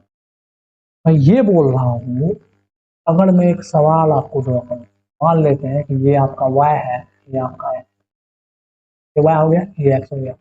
अब आप स्लोप निकाल दीजिएगा। यहाँ पे टेन थीटा यानी क्या? स्लोप। स्लोप क्या हो गया? y upon x. y upon x का मतलब क्या हो गया कि y x के साथ कैसे बदल रहा है, यही ना हुआ rate of change of y with respect to x। इसको कैसे लिखेंगे? चेंज ऑफ y, रेट नहीं लिखेंगे, change of y with respect to x। Theta change करेगा तो आपको ये पता चलते जाएगा। जस्ट उसी तरह ये हो गया पहला एग्जाम्पल। मान लो दूसरा एग्जाम्पल आपका कि एक है y, एक है t, थीटा, इसका जो स्लोप होगा y और t ग्राफ का, y और t का जो स्लोप होगा, स्लोप यानी क्या, टेन थीटा, टेन थीटा निकालेगा, क्या निकालेगा, स्लोप, जो कि क्या हो जाएगा y अपॉन टी। तो ये क्या बताएगा, change of y with respect to time. इसी को शायद आप वेलोसिटी या स्पीड कहते हो, चाहे आपका कुछ भी हो जाए, तीसरा नंबर ले लीजिए ना, कोई दिक्कत नहीं, लीजिए। मान लेते हैं कि आप ले लेते हैं कि इधर हो गया आपका कद्दू, इधर हो गया आपका बैंगन। अगर आपको इसका स्लोप निकालना, स्लोप निकालने का मतलब आप ये जानना चाहते हैं कि आपका कद्दू और बैंगन के बीच में कैसे चेंजिंग हो रहा है। इसका स्लोप निकालने का मतलब आप ये जानना चाहते हैं कि y t के साथ कैसे वेरी कर रहा है। इसको उल्टा भी सोचिए, अगर आपको कहीं पे y और t के साथ वेरी दिया हुआ है तो आप यहाँ पे मतलब क्या, वहां पे आप उसका स्लोप निकाल सकते हैं। मतलब if you have to find the variable, मतलब change in variable, if you have to find, अगर आपको कभी भी, if you have to find the change of one variable with respect to other variable, आप क्या करिएगा, देन फाइंड स्लोप। स्लोप ही आपको क्या बताएगा, ये चीज बताएगा। जस्ट इसी लाइन को मैंने उल्टा लिख दिया, इसलिए बोल रहे दोनों तरीका से आपको समझ में आना चाहिए। अगर यहाँ पे आप टेन थीटा लिखोगे तो टेन थीटा सिंपली क्या हो जाएगा, आपका कद्दू अपॉन बैंगन हो जाएगा। और ये क्या बताएगा, रेट ऑफ चेंज ऑफ कद्दू विद रिस्पेक्ट टू बैंगन, रेट ऑफ नहीं मतलब चेंज ऑफ कद्दू विद रिस्पेक्ट टू बैंगन बताएगा। तो जनरली फिजिक्स में जो है आपका वो बताता है change of one variable with respect to other variable. अब देखिए इस चीज को समझने के लिए और फील लेने के लिए आप, अब देखिए ये मैथ से कैसे जुड़ा हुआ है, देखिए आप ये चेंज कैसे निकालेगा, y अपॉन एक्स का जो चेंज होता है ये कैसे निकलता है, टेन थीटा से। टेन थीटा ट्रिग्नोमेट्री आ गया, ट्रिग्नोमेट्री सब कुछ आ गया वहां पे। अब देखिए ये तो यहाँ कांस्टेंट है, अगर वेरिएबल हो गया तो क्या करेंगे, बात ये आया। तो वेरिएबल ये तो कांस्टेंट है, मतलब यहाँ से हम लोग को ये पता चला अगर हमारे पास कांस्टेंट होगा, चलिए एक दो और एग्जांपल देख लेते हैं हम लोग पहले, उसके बाद समझ में आएगा अच्छे से। मान लीजिए ये आपको एक डिस्प्लेसमेंट टाइम ग्राफ दिया हुआ है, डिस्प्लेसमेंट टाइम ग्राफ आपको दिया हुआ है, इधर की तरफ क्या आपको, अब देखिए यहाँ पे आप ग्राफ को भी पढ़ना सीखिए। इस एक्सिस के अबाउट आपको क्या दिया हुआ है, टाइम दिया हुआ, और इस एक्सिस के अबाउट आपको क्या दिया हुआ है, डिस्प्लेसमेंट। तो जैसा कि आपको पता है पहले कि देखिए बच्चा क्या करता है कि मैथ और फिजिक्स को अलग करके पढ़ता है, इसलिए वो कंफ्यूज होता है। जैसे एक चीज बताइए, ये आपका एक्स एक्सिस होता है और ये आपका वाई एक्सिस होता है, यहाँ पे कौन सा वैल्यू होता है, कद्दू बैगन थोड़ी होता है, यहाँ पे एक्स का वैल्यू होता है, x1 होता है, यहाँ कुछ x2 होता है, यहाँ कुछ x3 होता है, और यहाँ पे कौन सा वैल्यू होता है, y1, यहाँ y2। अरे भाई जो एक्सिस है, जिस चीज का एक्सिस है वही वैल्यू वो दिखाएगा। उसी तरह यहाँ पे ये एक्सिस किसका एक्सिस है, टाइम का एक्सिस है। टाइम का एक्सिस है तो उस एक्सिस पे क्या दिखाएगा, टाइम दिखाएगा, और टाइम का वैल्यू दिखाएगा। कोई रॉकेट साइंस थोड़ी है, यहाँ पे दोनों सेम चीज है। तो यहाँ पे टाइम का, जैसे यहाँ दिखाएगा 1 सेकेंड, यहाँ दिखाएगा 2 सेकेंड, यहाँ लिखेगा 3 सेकेंड, यहाँ लिखेगा 4 सेकेंड, और यहाँ पे क्या बताएगा, डिस्प्लेसमेंट, 1 मीटर, 2 मीटर, 3 मीटर। अरे भाई जिस चीज का एक्सिस है वैल्यू तो उसी का ना बताएगा, जिस तरह मैथ में जिस चीज का एक्सिस है उसी का वैल्यू, तो जस्ट वाले आई की यहाँ पे तो वही है, यहाँ क्या बताएगा 4 मीटर। क्या दिक्कत है। अब बताइए आपको क्या किया गया कि आपको ये बोला गया कि मुझे बताइए, आपको ऐसे ग्राफ दे दिया, मतलब ये दे दिया और बोला कि आपको एक लाइन है जो कि यहां तक जा रहा है, यहाँ मान लीजिए 3 पे टच कर रहा है। अब कह रहा है आपको कि बताइए इस लाइन में, दो क्वेश्चन आपसे, क्वेश्चन पूछ दिया कि what is the change of, ये फिगर आपको दिया हुआ है, what is the change of displacement with respect to time, time का डिस्प्लेसमेंट के साथ क्या चेंज है। आप खर्च से क्या निकाल देगा, आप जानते हैं कि चेंज को कौन बतलाता है, चेंज को बतलाता है हमको स्लोप। स्लोप कैसे निकलता है, टेन थीटा से। अभी हम लोग तो कांस्टेंट का बात ना पढ़ रहे हैं, तो टेन थीटा से निकलेगा। तो बताइए टेन थीटा क्या होता है, y अपॉन एक्स यानी कि परपेंडिकुलर अपॉन बेस। तो बताइए y कितना आपका 3 मीटर, अरे भाई ये मैग्नीट्यूड तो बताएगा ना, ये लेंथ बताएगा ना रे, 3 मीटर। अरे भाई यहाँ पे ये y2 होता था तो ये डिस्टेंस कितना होता था, y2 होता था ना, ये लेंथ को बताता था ना। और यहाँ ये x3 होता था तो ये x3 बताता ना। तो यहाँ पे क्या रॉकेट साइंस है क्या, यहाँ भी तो वही है कि 3 मीटर क्या बता रहा है, यहाँ से यहाँ तक के दूरी को 3 मीटर बता रहा है, यहाँ से यहाँ दूरी को 1 मीटर, यहाँ से यहाँ दूरी को 2 मीटर, यहाँ से यहाँ के 4 बता रहा है। यही चीज तो लेंथ बता रहा है। और x क्या हो गया आपका 3 सेकेंड, तो 3/3 यानी कि 1, यानी कि स्लोप आपका क्या हो गया 1 हो गया, यानी कि थीटा कितना होगा 45 डिग्री होगा। मतलब आपको ग्राफ से अगर change of displacement respect to time पूछ दिया जाए, टाइम के रिस्पेक्ट में जब भी चेंज होता है उसको हम लोग कहते हैं रेट ऑफ चेंज, क्योंकि हम लोग काइनेमेटिक्स में देखेंगे। तो यहाँ पे हम लोग किस कॉन्सेप्ट का यूज करेंगे, स्लोप का यूज करेंगे, क्योंकि आपको पता है कि इसका चेंज निकालने का मतलब होता है कि ये इसके साथ कैसे वेरी कर रहा है, मतलब ये इसके साथ कैसे वेरी कर रहा है, वही ना हुआ कि डिस्प्लेसमेंट का चेंज टाइम के साथ। तो डिस्प्लेसमेंट आपका ये हो गया y, और आपका टाइम क्या हो गया x। तो y और x में रिलेशन कौन बताता है, टेन थीटा बताता है। टेन थीटा से हम लोग क्या निकाल सकते हैं, स्लोप निकाल सकते हैं। तो यहाँ से क्या पता चला कि अगर कहीं पे चेंज की बात किया जा रहा है तो पक्का वो स्लोप के बारे में ही बोल रहा है, और कहीं पर अगर स्लोप का बात किया जा रहा है तो पक्का वो चेंज के ही बारे में बोल रहा है। दोनों एक दूसरे का वैसे वर्षा है। ये बात आपको क्लियर हुआ ना। और ग्राफ को देखना आप सीखे, ग्राफ में जो एक्सिस होता है वहां पे वही वैल्यू को दर्शाया जाता है। सिंपली जैसे आप मैथ में ग्राफ बनाते हैं वैसे ही फिजिक्स में ग्राफ बनता है, दोनों में कुछ अंतर नहीं होता है, बस समझने का अंतर होता है, बच्चा कंफ्यूज होते रहता है। ये चीज क्लियर हुआ। मतलब हम लोग जो है कांस्टेंट का देख लिए कि कांस्टेंट जब भी हमारा स्लोप होगा, यानी कि जब ग्राफ हमारा कांस्टेंट होगा तो स्लोप हम लोग डायरेक्ट tan थीटा जैसे पहले निकालते हैं वैसे ही निकालेंगे। पर फिजिक्स में इसको लैंग्वेज बदल देता है। फिजिक्स में क्या कहता है कि कहीं पे अगर आपको चेंज निकालना हो, मैथ में भी आता है आगे आप पढ़िएगा, लेकिन फिजिक्स में जनरली कहीं पे आपको अगर चेंज निकालना हो तो आप किसका यूज लेते हो, स्लोप का यूज लेते हो। बात समझ में आ रही है। अब मान लेते हैं एक सवाल और हम लोग ले लेते हैं कि मान लेते हैं कि ये हमारा एक एक्सिस है और एक्सिस आपका दिया हुआ, और ये आपका वही चीज है, डिस्टेंस है आपका, और ये आपका क्या है, ये मान लीजिए आपका वेलोसिटी। अब यहाँ पे ऐसे करके ग्राफ बना हुआ है। अब बताइए ये ग्राफ देख के सबसे पहले तो इसके बारे में बताइए, इसका स्लोप चेक करिए। स्लोप चेक करिए, खट से बोलेगा कि बताइए, इसमें क्वेश्चन वही पूछ देगा आपसे कि बताइए चेंज ऑफ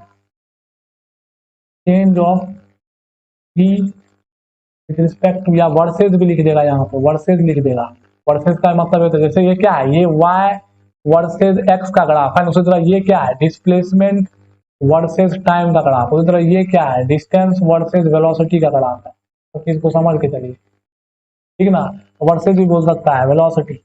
तो आप क्या करेगा, चेंज जैसे पूछा स्लोप, आप बताइए इस ग्राफ का स्लोप तो कुछ वैल्यू देना पड़ेगा। मान लेते हैं यहाँ डिस्प्लेसमेंट का वैल्यू दिया हुआ है, तो बताइए यहाँ पे मान लेते हैं -10 दिया हुआ है मीटर, और आपको यहाँ पे वेलोसिटी क्या दिया हुआ है 5 मीटर पर सेकंड दिया हुआ है। वेलोसिटी तो पॉजिटिव होगा, आप खट से यहाँ क्या निकाल लोगे, tan थीटा निकाल लो। और आपको पता है यहाँ पे थीटा क्या आएगा, पक्का यहाँ थीटा क्या है निगेटिव है। थीटा मतलब क्लॉकवाइज में, तो निगेटिव है तो यानी स्लोप क्या आना चाहिए, निगेटिव आना चाहिए। तो देख लीजिए निगेटिव आएगा।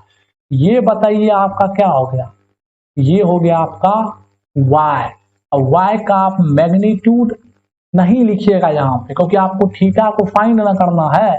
या तो आप क्या करिए, या तो आप थीटा को निगेटिव लीजिए, तब सबको मैग्नीट्यूड वाइज रखिए, और मैग्नीट्यूड हमेशा पॉजिटिव होता है। या तो आप क्या करिए, थीटा को साइन नहीं रखे, थीटा का साइन जानना चाहते हैं तो एक्चुअल में हर चीज को न रखिएगा। यहाँ पे तो ये -10 है और ये -5 है, सॉरी 5 है। अगर आप यहाँ -10 ना लेके 10 लेते हैं, इसका मतलब आप थीटा को पॉजिटिव बना रहे हैं, यानी कि आपका थीटा एंटी क्लॉकवाइज डायरेक्शन में। तब तो हो गया ना, तब तो काम बिगड़ गया, क्योंकि यहाँ पे थीटा क्या काम करता है आपको पता होगा, थीटा डायरेक्शन देने का काम करता है, डायरेक्शन बताने का काम करता है। ये मैंने बताया फर्स्ट लेक्चर में ट्रिग्नोमेट्री के। तो डायरेक्शन जब यहाँ पे तो आपको साइन के साथ रखना पड़ेगा ना। आप क्या रखेगा -10 और 5, तो क्या आ गया यहाँ पे -2, यानी कि आपको साफ साफ पता चल रहा है स्लोप इसका क्या है निगेटिव। और देखिए निगेटिव होना भी चाहिए, अगर ये ऑब्ट्यूज एंगल बनाएगा तो स्लोप क्या है थीटा ग्रेटर देन 90 है, तो ये क्या होगा इसका स्लोप हमेशा निगेटिव ही होगा। बात समझ में आ रही है ना, स्लोप यहाँ पे निगेटिव ही होगा।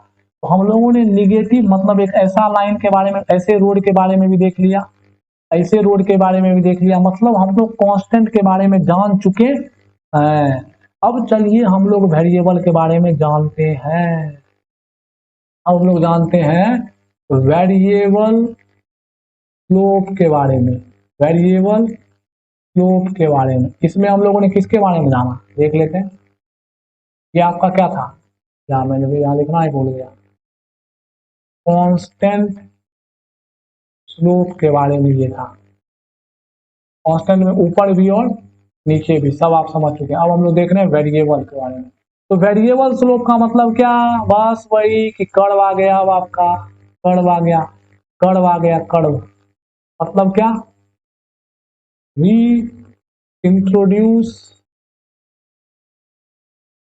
Curve here. और यहां पे मीनिंग तो स्लोप का वही है, the meaning of slope remain same, वो चेंज ही बताएगा, change of one variable respect to others, the meaning of slope is same. अब चलिए इसको एग्जाम्पल से समझते हैं, क्योंकि बात यह है कि ये तो आप पढ़ नहीं सकते, मतलब इसको कैलकुलेट तो कर नहीं सकते, ये आपके लेवल का नहीं है, पर इसके एग्जाम्पल से इसका फील लेके छोड़ देते हैं इस चीज को। अब जैसे देखिए, सबसे पहला एग्जाम्पल मान लेते हैं कि आपके पास एक कर्व दिया हुआ है, जैसे कि ये कर्व है, और आपका कर्व कुछ दिया हुआ है ऐसे, ऐसे कर्व दिया हुआ है। अब आपको पता है कि इस कर्व का हर पॉइंट पे स्लोप क्या हो रहा है, चेंज हो रहा है। हर पॉइंट पे क्या हो रहा है, स्लोप चेंज हो रहा है। तो मैंने आपको यहाँ बताया है कि जब आपका स्लोप वेरिएबल और मैथमेटिक्स में, तो फिजिक्स में भी इस चीज को जान लीजिए, स्लोप अगर आपका वेरिएबल होता है तो द टेंजेंट, और क्यों होता है ये मैंने पहले बताया है आपको, the tangent to the curve, to the curve at a particular point, at a given point लिख दीजिए, particular given point will tell। क्यों ऐसा करेगा ये सब बताया यार, कि एंगल छोटा हो जाता है, वो टेंजेंट की तरह बिहेव करने लगता है, तो उस पॉइंट पे हम लोग स्लोप निकालना जान जाते हैं। इसको हम लोग ऐसे भी कह सकते हैं कि जो टेंजेंट होता है कर्व पे, वही उसका क्या बताता है, स्लोप बताता है, अगर आपका कर्व वेरिएबल हो तो। Given point will tell the slope, क्या अगर एक पॉइंट जहां टेंजेंट ड्रॉ करेगा, स्लोप दुनिया जहान का बताएगा, नहीं यार, स्लोप भी उसी पॉइंट का ना, स्लोप एट दैट पॉइंट, उसी पॉइंट का क्या बताएगा, वो स्लोप बताएगा। और बताइए, जो वो टेंजेंट हम लोग देखे थे, छोटा सा छोटू सा ट्रायंगल देखे थे, उस छोटू से ट्रायंगल में यही लाइन आपका टेंजेंट बना था। अगर इसी लाइन को हम एक्सटेंड करते हैं तो यही लाइन आपका क्या बना था, टेंजेंट बना था। तो बताइए, यही लाइन को तो हम लोग देख के ना बोलेंगे, ये जो लाइन है, इसी लाइन का ना एंगल हम लोग हॉरिजॉन्टल के साथ देख के बोलेंगे ये एंगल आपका एक्यूट होगा, ऑब्ट्यूस होगा कि क्या होगा, एक्यूट होगा कि ऑब्ट्यूस होगा कि क्या होगा। मतलब अगर आपका, यहां से क्या समझ में है, अगर आपका टेंजेंट, टेंजेंट यानी क्या, एक लाइन, टेंजेंट यानी क्या, एक लाइन, नहीं टेंजेंट दिमाग दूसरा लाइन समझिए, टेंजेंट मगर आपका, अगर सॉरी, अगर आपका टेंजेंट ऐसे रहा, जस्ट वही लाइन की तरह, तो इस सभी केस में स्लोप क्या होगा, स्लोप क्या होगा, पॉजिटिव होगा ना। ऐसे रहा तो स्लोप क्या होगा, अनडिफाइन होगा ना। ऐसे रहा तो स्लोप क्या होगा, निगेटिव होगा ना। ये सब हर चीज समझाया हुआ है ना, यही चीज तो है। यहाँ वहां पे हम लोग क्या पढ़ रहे थे, इसको स्ट्रेट लाइन की तरह ट्रीट कर रहे थे। आज वही स्ट्रेट लाइन क्या बन चुका है यार, टेंजेंट बन चुका है। वही स्ट्रेट लाइन क्या बन चुका है, टेंजेंट बन चुका है। अगर आप एक चीज बताइए, एक एक कर्व है, उसको दो पॉइंट को काटोगे तो ये क्या हुआ, आपका स्ट्रेट लाइन हुआ। यही कर्व को आप धीरे धीरे छोटा करते जाओ, करते जाओ, एक पॉइंट से टच करवा के निकलवा दो, तो अभी भी तो एक लाइन ही है, पर इस लाइन का एक स्पेशल नाम है, इस लाइन का स्पेशल नाम है, इस लाइन का एक स्पेशल नाम है। अब वो नाम क्या है, वो नाम को हम लोग बोलते हैं टेंजेंट। हम लोग देखिए, कर्व के लिए हम लोग बहुत छोटे से दूरी को लेते हैं, बहुत छोटे से दूरी में एक कर्व भी हमको कैसा लगता है, एक स्ट्रेट लाइन की तरह लगता है। तो अब हम लोग किस कॉन्सेप्ट को इंट्रोड्यूस किया, हम लोगों ने इंट्रोड्यूस किया टेंजेंट के कॉन्सेप्ट को। मतलब इस कर्व में जहां पे भी कर्व आएगा, वहां पे स्लोप बताने का काम क्या करेगा, टेंजेंट करेगा। इस चीज को भी चलिए लिख देते हैं, for any curve, for any curve, if you have to find, if you have to find slope at any point, you have to draw tangent at that point. क्योंकि टेंजेंट यहाँ पे क्या है, आज स्ट्रेट लाइन यहाँ क्या बन गया, टेंजेंट एट दैट पॉइंट। और मैंने ये भी बोला था जो तरीका आप डेवलप करेंगे वो तरीका वापस घूर के आना चाहिए। चलिए देखते हैं, मान लेते हैं कि ये आपका एक स्ट्रेट लाइन है और स्ट्रेट लाइन आप इस पॉइंट पे निकालना चाहते हैं, क्या इस पॉइंट पे आप निकालना चाहते हैं टेंजेंट, मतलब कहते हैं स्लोप। तो बताइए इस पॉइंट पे टेंजेंट ड्रॉ करिए। अब बताइए जो टेंजेंट आप ड्रॉ करेगा वो टेंजेंट तो इसी को ओवरलैप कर जाएगा, चाहे आप कोई भी पॉइंट लीजिए वो इसी को ओवरलैप कर जाएगा। तो टेंजेंट का लाइन क्या हो गया, यहाँ पे ओवरलैपिंग हो गया, इसलिए यहाँ पे वो जो टेंजेंट है वही लाइन बन जाता है। और वही इस केस में जो लाइन था वो यहाँ टेंजेंट की तरह काम करने लगता है। तो यहाँ पे हम लोग दोनों जगह टेंजेंट के कॉन्सेप्ट को लगा सकते हैं। यहाँ पे भी ये टेंजेंट है पर ये टेंजेंट वही लाइन ही है, वो स्ट्रेट लाइन ही है, तो यहाँ तो हम लोग टेंजेंट वर्ड का जरूरत ही नहीं पड़ा हमको। लेकिन यहाँ पे छुपा हुआ वो चीज है, बात समझ में आ रही है, छुपा हुआ वो चीज है। तो मतलब जब कभी भी आपको कोई कर्व में स्लोप बताना हो तो आप किसका यूज करिएगा, किसी पॉइंट पर अगर स्लोप बताना, जैसे इस पॉइंट पे आपको स्लोप बताना, आप टेंजेंट ड्रॉ कर दीजिए। अब आपको यहाँ पता है कि यहाँ हर पॉइंट पे जो टेंजेंट होगा वो वही एंगल बनाएगा। तो हर पॉइंट पे टेंजेंट जब वही एंगल बनाएगा, चाहे ये पॉइंट लीजिए, चाहे ये पॉइंट लीजिए, चाहे ये पॉइंट लीजिए, चाहे ये पॉइंट लीजिए, हर पॉइंट का जो टेंजेंट होगा वो एक ही लाइन के अलॉन्ग लाई कर रहा है। तो हर पॉइंट का जो टेंजेंट होगा उसका हॉरिजॉन्टल के साथ एंगल क्या होगा, सेम होगा। तो हर पॉइंट का स्लोप भी क्या होगा, सेम होगा। मतलब जो स्लोप होता है the tangent the angle, curve के लिए मैं बता रहा हूं, the angle that is made by the tangent. इसको आप लाइन समझो यार, मैं बार बार बोल रहा हूँ, टेंजेंट यहाँ पे एक लाइन ही है पर बहुत छोटे से डिस्टेंस में हम लोग उसको टेंजेंट नाम देते हैं। और जब लाइन एक हॉरिजॉन्टल के साथ एंगल बनाता है उसको हम स्लोप कहते हैं। उसी तरह जब angle made by the tangent with the horizontal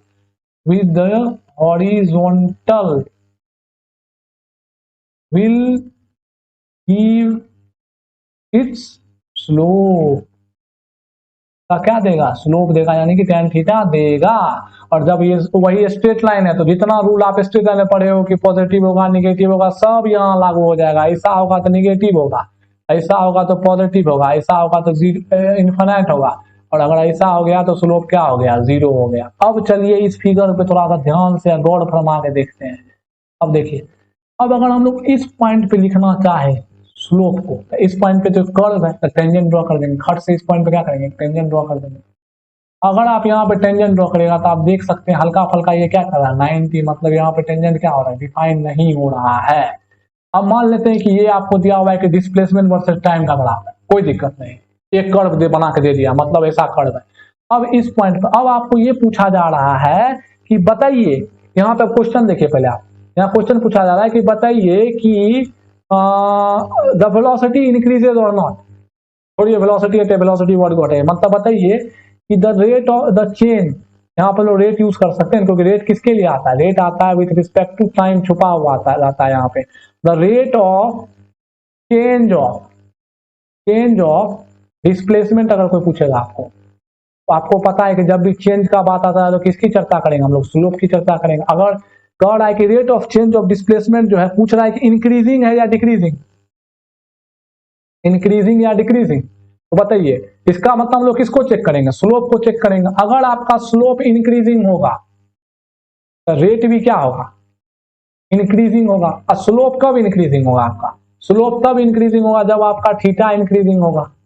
और अगर आपका थीटा इंक्रीजिंग होगा तो रेट इंक्रीजिंग होगा, स्लोप इंक्रीजिंग होगा। और थीटा कब, थीटा कौन बनाता है, यानी कि टेंजेंट जो बना रहा है वो एंगल क्या होना चाहिए, इंक्रीज करना चाहिए। तो चलिए इस ग्राफ में देखते हैं, ये ग्राफ को हम लोग फिर से ड्रॉ कर लेते हैं, क्वेश्चन में ही नहीं करते हैं सॉल्व। मान लेते हैं ग्राफ कैसे दिया हुआ है आपका, कुछ ऐसे दिया हुआ है। तो चलिए देखते हैं, 3-4 पॉइंट चुन लीजिए और 3-4 पॉइंट चुनने के बाद उस पर ड्रॉ करिए टेंजेंट, देखिए एंगल बढ़ रहा है कि घट रहा है कि क्या होगा। 3 पॉइंट मान लेते हम लोगों ने चुना। सबसे पहला पॉइंट पे ड्रॉ करें, ऐसे एंगल हुआ हॉरिजॉन्टल बना ले, इस पॉइंट पे ड्रॉ किए तो एंगल ऐसे, टेंजेंट ऐसे बना, ऐसे एंगल देखिए क्या हो रहा है, कम होते जा रहा है, यहाँ एंगल इससे ज्यादा है, यहाँ एंगल उससे कम हो गया, यहाँ एंगल क्या हो गया, और कम हो गया।